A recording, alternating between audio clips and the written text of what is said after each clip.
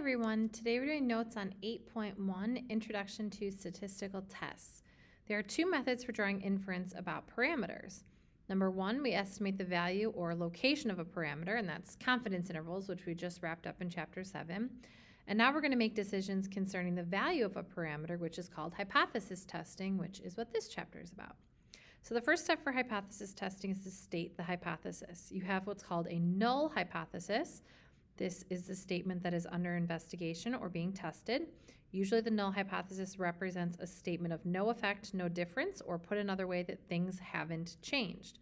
So the null hypothesis H0 always contains the equal symbol. The alternate hypothesis, or H1, this is a statement you'll adopt in the situation in which the evidence or data is so strong that you reject the null hypothesis. The statistical test is designed to assess the strength of the evidence or data against the null hypothesis. So the alternate hypothesis, H1, will contain either a less than, greater than, or not equal to sign. So here's our first example. A car manufacturer advertises that its new hybrid model gets 47 miles per gallon, or MPG. Let mu be the mean of the mileage distribution for these cars. You assume that the manufacturer will not underrate the car, but you suspect that the mileage might be overrated. Okay, so for our null hypothesis, we can see that they advertise that its new hybrid model gets 47 miles per gallon. So we could say our H0 is mu is equal to 47 mpg. Then it says you suspect that the mileage might be overrated, meaning they overrated it so it's actually less. So for our alternate hypothesis, our H1, we could say mu is less than 47 mpg, or miles per gallon. All right, here's our second one. A company manufactures ball bearings for precision machines. The average diameter of a certain type of ball bearing should be 6 millimeters. To check that the average diameter is correct, the company formulates a statistical test. So I want you to write the null and alternate hypotheses here.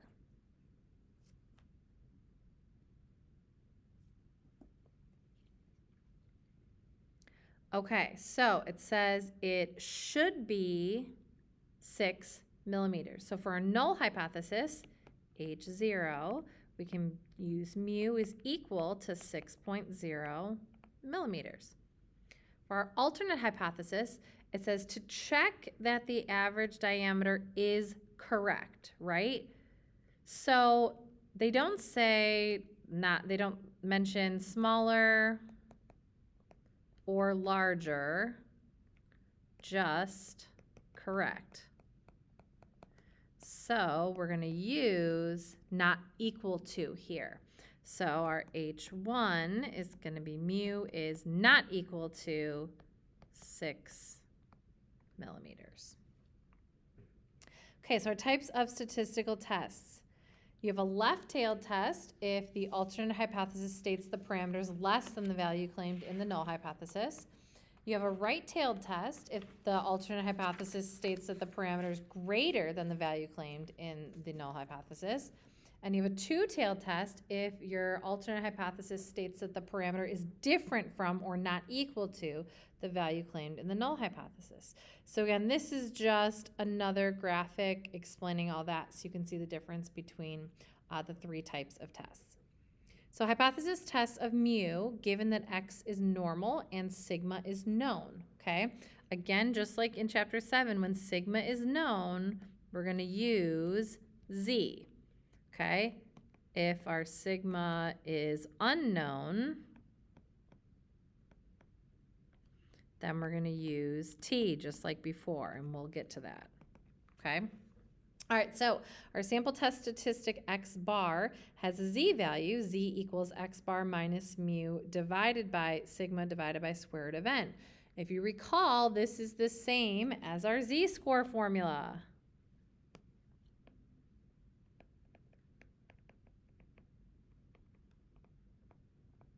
Right? It's our value minus the mean divided by the standard deviation. Okay, so easy to remember that one. All right, so p-value is something new, and this is very important. Assuming that the null hypothesis is true, the probability that the test statistic will take on values as extreme as or more extreme than the observed test statistic computed from sample data is called the p-value of the test.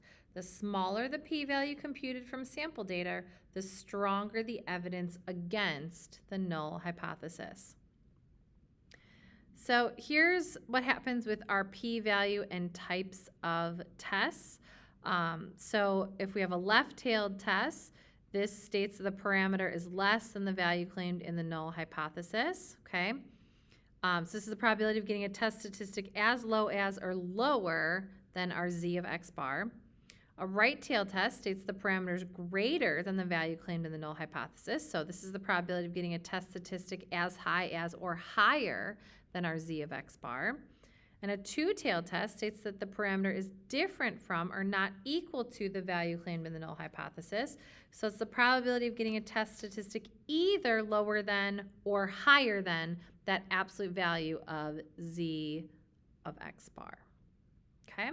So how to conclude a test using the p-value and level of significance alpha. So this, again, is very important for us to remember. If a p-value is less than or equal to alpha, we reject the null hypothesis and say that the data are statistically significant at the level alpha. If our p-value is greater than alpha, we do not reject the null hypothesis. So this is all the basic components of our statistical test. First, you have your hypotheses, null and alternate, your H0 and H1, and you're given a level of significance alpha. Then we have a test statistic, and we talk about our sampling distribution. So we're either going to use the z distribution or the t distribution. For right now, we're just doing z. Then we find our p-value. Then we're going to be making a test conclusion based on comparing the p-value and alpha, and then we interpret the results. So here's an example for us. The Environmental Protection Agency has been studying Miller Creek regarding ammonia nitrogen concentration. For many years, the concentration has been 2.3 milligrams per liter. However, a new golf course and new housing developments are raising concerns that the concentration may have changed because of lawn fertilizer. Any change, either an increase or decrease in the ammonia nitrogen concentration, can affect plant and animal life in and around the creek. Let X be a random variable representing ammonia nitrogen concentration in milligrams per liter. Based on recent studies of Miller Creek, we may assume that X has a normal distribution with sigma is equal to 0.3. Recently, a random sample of 8 water tests from the creek gave the following X values.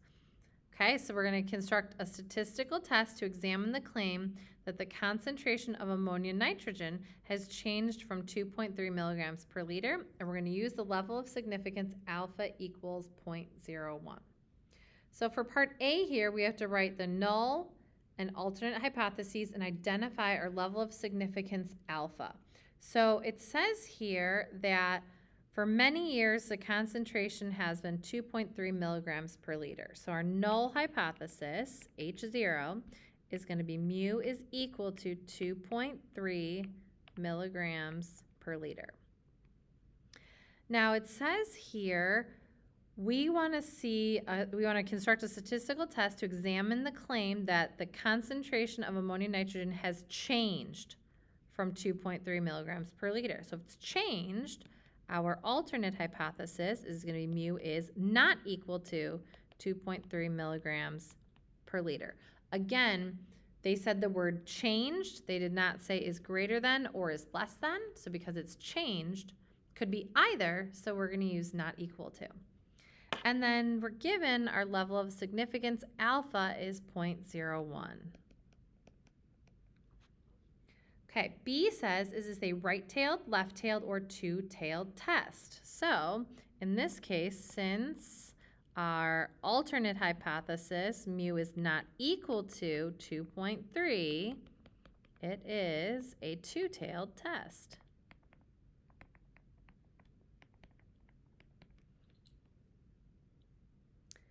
All right, C says, check requirements. What sampling distribution shall we use?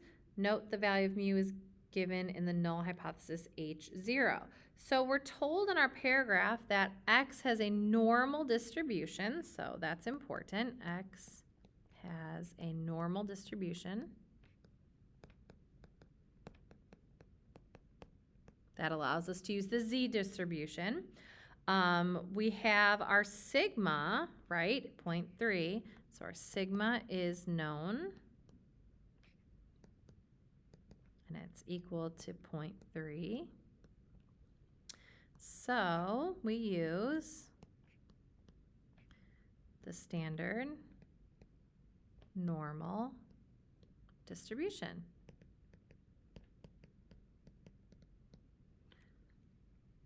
Okay, using that distribution then means that our test statistic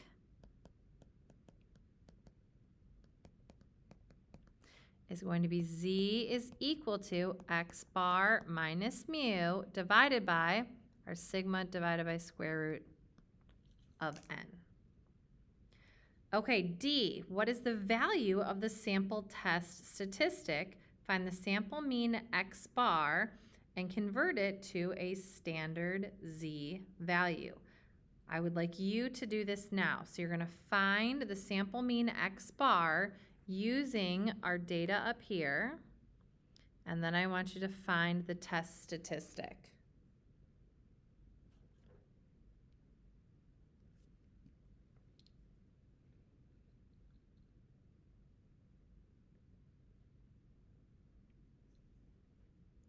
Okay, so using our data, X bar should be equal to 2.5125.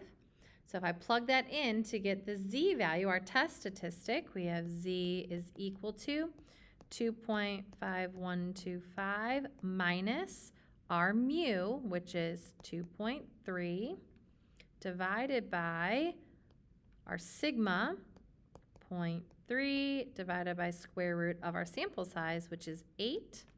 So we calculate this and we get 2.0035. Okay, next we have to find the p-value. So when we find the p-value, we're using the standard normal distribution. So we're going to go back to using our normal CDF, okay? So our p-value,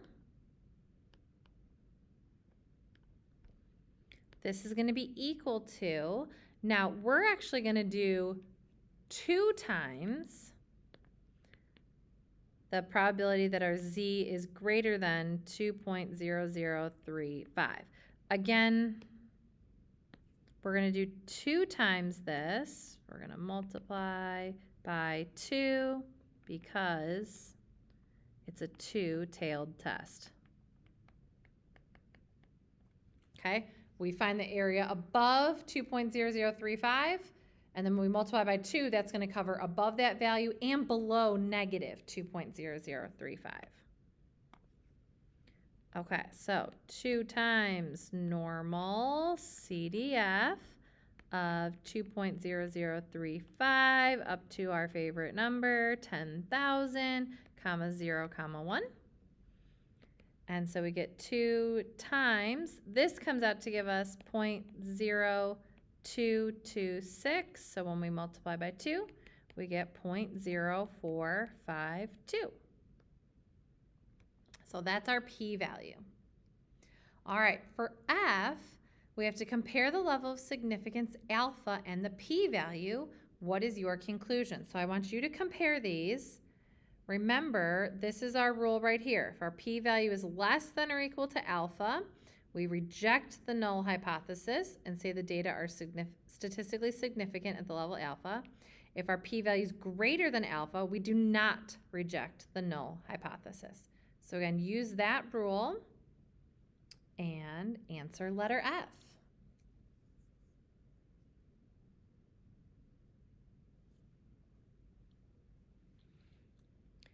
Okay, in this case, our p-value is equal to 0.0452. Our alpha is 0.01. So our p-value is greater than or equal to alpha. So we fail to reject the null hypothesis. So to interpret our results in the context of the problem, we would say there is not enough evidence to conclude that the ammonia, nitrogen concentration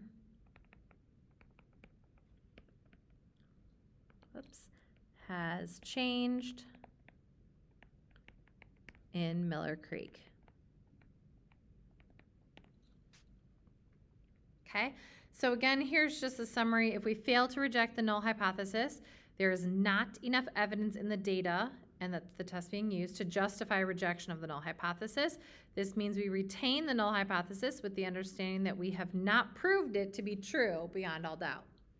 If we reject the null hypothesis, there is enough evidence in the data and the test employed to justify rejection of the null hypothesis. This means that we choose the alternate hypothesis, H1, with the understanding that we have not proved H1 to be true beyond all doubt. Okay? I also want to go over briefly how you do this in the calculator. We will go over this in class too. But if you're using your calculator, you're going to use the z-test. So the menu, you're going to hit Stat, then Test, arrow right to Tests, and you're choosing 1, which is the z-test. Okay? Once you're in the z-test, you're going to label everything that you have. So we're going to put in the statistics here. So our mu 0, that's how the calculator writes your null hypothesis. This is equal to 2.3. Our sigma is equal to 0.3. We have that our x bar equals 2.5,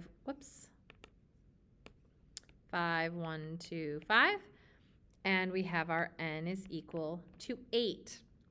We're going to say that our mu is not equal to mu 0, right? And so this depends on your null hypothesis. Or I'm sorry, it changes, rewrite this. Changes based on your alternate hypothesis, your H1. Okay, so then you hit calculate. And then you always want to verify. So it's going to say mu does not equal 2.3 here. So again, always verify that you chose the correct test. You don't want to accidentally choose less than or greater than when you meant not equal to, or vice versa.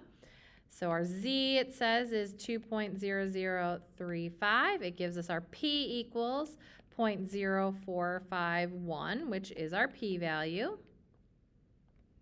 Okay, and then same way that we did when we worked through it by hand, we use the p-value to make the conclusion.